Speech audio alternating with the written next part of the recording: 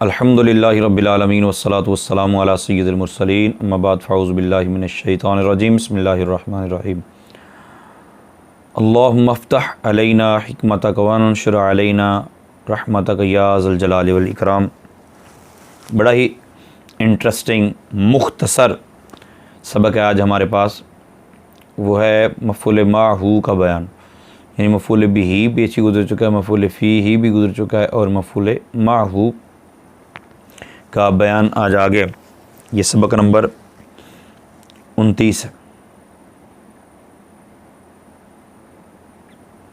तो मफ़ूल माहू की तारीफ़ क्या है ये आप सुन लीजिए। बात चीज़ें ऐसी होंगी जो सरसरी कभी कभार आती हैं और उस वक़्त उसके बारे में ज़हन में होना ज़रूरी है। वो इसम जो ऐसी वाव के बाद वाक़े हो जो मा के माना में हो, वो इसम जो ऐसी वाव के बाद में हो, क्योंकि वाव में उमूमन ये होता है कि वाव या तो जमा के लिए आती है, मा कबल में मातूफ़ अलैह होता है और उसके बाद मातूफ़ होता है। ठीक है, बाज़ औक़ात ये होता है कि वाव जो है वो कसम के लिए भी आती है, तो यहाँ वाव जो है फ़ेल के बाद आएगी। ठीक है, और इसके बाद वाला इसम जो है वो मंसूब होगा।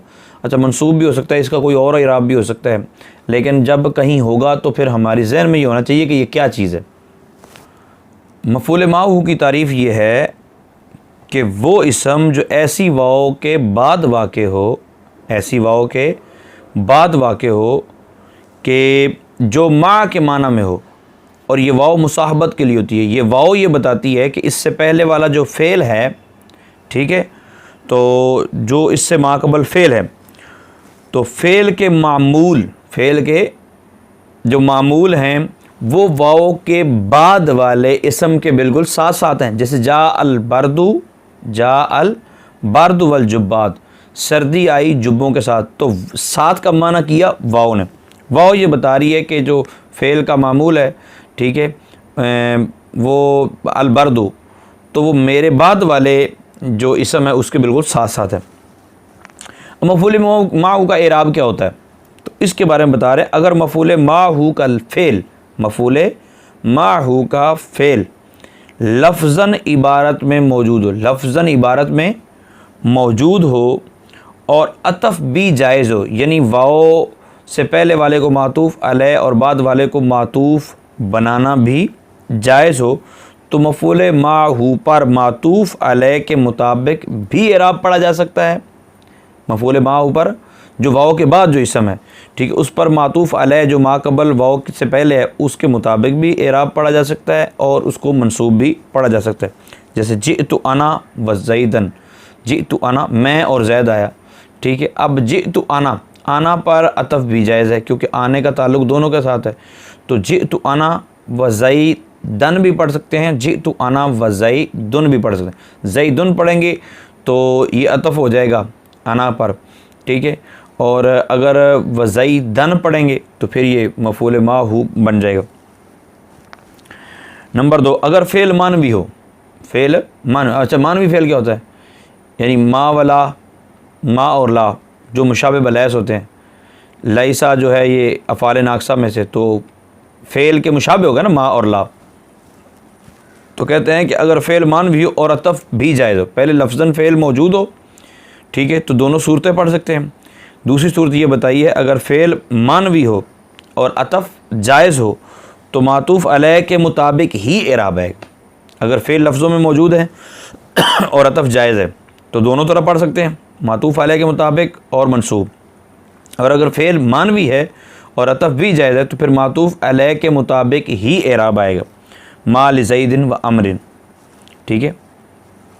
अच्छा, और क्योंकि इसका माना यह है मा यसनउ ज़ैदुन व अमरुन, यानी ज़ैद को अमर के साथ क्या चीज़ हासिल हुई।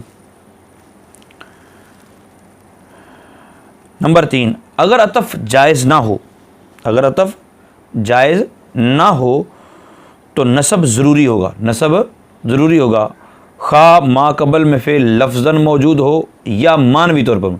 अतफ़ जायज़ नहीं तो नसब ही पढ़ा जाए, जैसे जिअतु व ज़ैदन, जिअतु व ज़ैदन, क्योंकि ज़मीर पर अतफ़ जो है वो इसमें ज़ाहिर का नहीं हो सकता।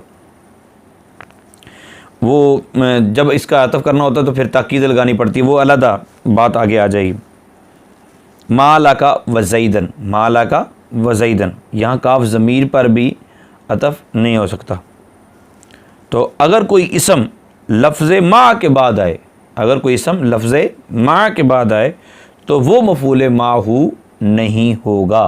वाओ के बाद आएगा तो मफ़ूल माहू हो सकता है, लेकिन बहुत कम ऐसा होता है। ये मफ़ूल माहू बहुत कम जगहों पे आएगा, लेकिन आपने इसको ज़हन में रखना है कि कम अज़ कम जब आपके सामने आए तो आपको ये पता तो हो कि ये क्या बला बन रही। तो मंदरजा ज़ेल जुमलों में से मफ़ूल माहू की पहचान करें। इंशाअल्लाह अज़्ज़ा वजल अब इसको गौर व फ़िक्र करेंगे तो आपको समझ आ जाएगा। आगे वाला सबक बहुत ही इंटरेस्टिंग है कि मफ़ूल लहू, क्योंकि मैं आपको थोड़ा सा इशारा दे देता हूँ कि बाज़ औक़ात ये होता है ना कि हम किसी को पिटाई करते हैं, किसी की पिटाई करते हैं या पानी पीते हैं या कोई भी फ़ेल करते हैं ना, तो वो फ़ेल किया क्यों जाता है। एक तो ये करने वाला किस पर फ़ेल वाक़ करता है, मफ़ूल भी हो गया, जिस जगह या ज़माने में करे वो मफ़ूल फ़ी ही हो गया। ठीक है, किसी के साथ मतलब कोई मिला के कोई काम करता है तो वो मफ़ूल माहू की सूरत भी बन सकती है। मफ़ूल मुतलक भी कैफ़ियत में सारे मामलात में आ जाता है। तो अब जो हम पढ़ेंगे आगे वाले सबक में वो है कि मफ़ूल जो लहू है, यानी फ़ेल किया क्यों जा रहा है, तुम्हारा क्यों भाई, मारा इसलिए है कि इसको अदब सिखाना है, पानी पिया इसलिए है कि मुझे प्यास लगी थी, खाना इसलिए का है कि भूख लगी थी। तो इल्लत बयान की जाती है, तो जो इल्लत बयान करे उसको मफ़ूल लहू कहते हैं। इंशाअल्लाह अज़्ज़ा वजल वो अगले सबक में हम देखते हैं। अल्लाह ताला हम सब को जो बेसिक उलूम व फ़नून हैं इनको अच्छे तरीके से याद करके दूसरों को भी इसकी तरग़ीब दिलाने की तौफ़ीक़ अता फ़रमाए। आमीन बिजाहिन नबी अमीन।